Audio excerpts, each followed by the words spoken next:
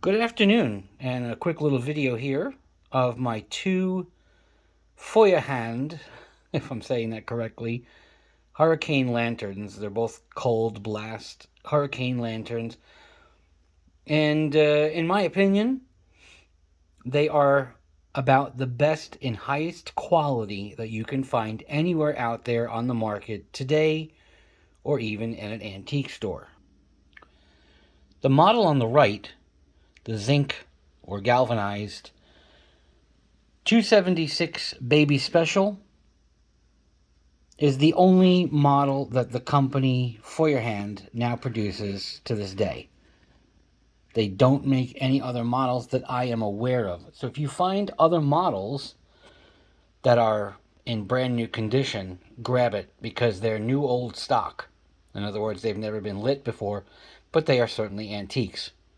I believe, if I'm not mistaken, 1973 was when Feuerhand decided to only make the 276 Baby Special and no other sized lanterns from that point on. So the lantern on the left, the red one, I found this at the Antique Depot in Duncansville. This is a model 175, and it is a Super Baby. You see, it says Super Baby. It's old. I believe this is from the 1930s, if I am not mistaken. A little bit of rust on the fount cap, and a little bit of rust in the back, and some chipping paint, but not bad. I got this at a ridiculously cheap price. I'm still not sure why, because I've looked at these on eBay. If you go to eBay and you look up a red Super Baby 175, they ain't cheap. They go for a lot of money. I paid $18 for this. So I saw that. I said, oh, this is mine. I'm taking this home. Of course, it was a little, dirty and dusty, and I cleaned it up. I cleaned the glass. It says the Jenna glass, just like this is a shot Suprax glass Feuerhand. Feuerhand on the globe. Honestly, what's wrong with these? Nothing. Now, these are both smaller lanterns when it comes to, the size of lanterns. Just as a quick size comparison, that's like a 16-ounce, bottle of soda there. But these are just sought after, and they're about the highest quality, in my opinion, that you can find if you're looking for a high-quality hurricane lantern. So I am so pleased. I will show you. I have a number 2 champion by W.T. Kirkman, which it just towers over these two. I've got a collection growing. I've got a couple of lanterns by Dietz, and if you go to these antique stores, you go to flea markets, you look around, most likely you're going to find Dietz, Dietz. There's a Dietz Blizzard. I have a Dietz Air Pilot. I have a Dietz Hot Blast Monarch. I have quite a few, different hot blast and mostly cold blast lanterns. But I always knew I wanted a Feuerhand. And so I bought the one on the right, the galvanized one, a few weeks ago. Like I said, it's brand new, and they come in all different colors for a few bucks more. But I just like the plain old galvanized. Now, I believe the story is, as far as the lantern on the left, why is it painted red?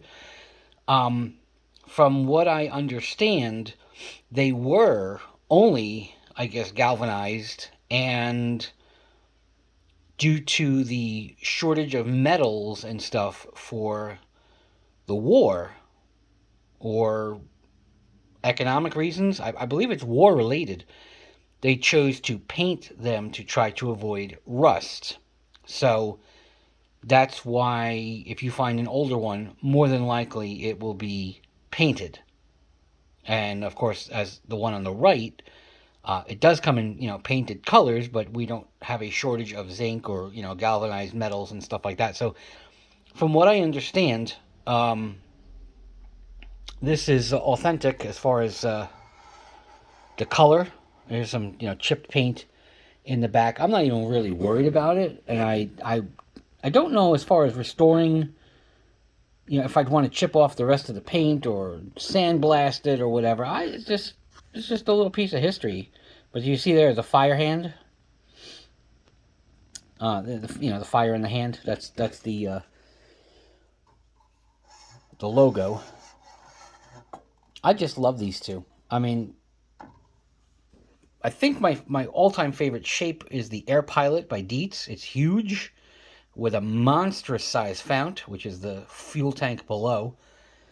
I just love the shape of the air tubes and the shape of the globe. The whole shape is like slightly different. This is a very standard look, whereas the Air Pilot has almost like a romantic, almost streamlined type of Art Deco type of a look, if you will. And the Monarch is very, it's a hot blast, and certainly it's something more that you'd find, like, say, at a road construction site or something. It's painted bright yellow, and it has a red globe. So that was stamped for the city of Altoona. I believe the waterworks or the gasworks or something like that. But these particular lanterns, I like to buy them in working condition whenever I find them at a flea market, a yard sale, or even as the case as the one on the right, the 276 Baby Special. I want them to work, And so the one on the left, I knew, just looking at it, a little bit of TLC, clean the glass and just go over everything with a little bit of Dawn on a soft sponge, and this way you're not damaging the paint and so forth. Like I said, it's got a rusty fuel cap, but it even has if I can focus here. It's not going to let me focus, is it? But it's got the same fire in the hand design. You can even see it here.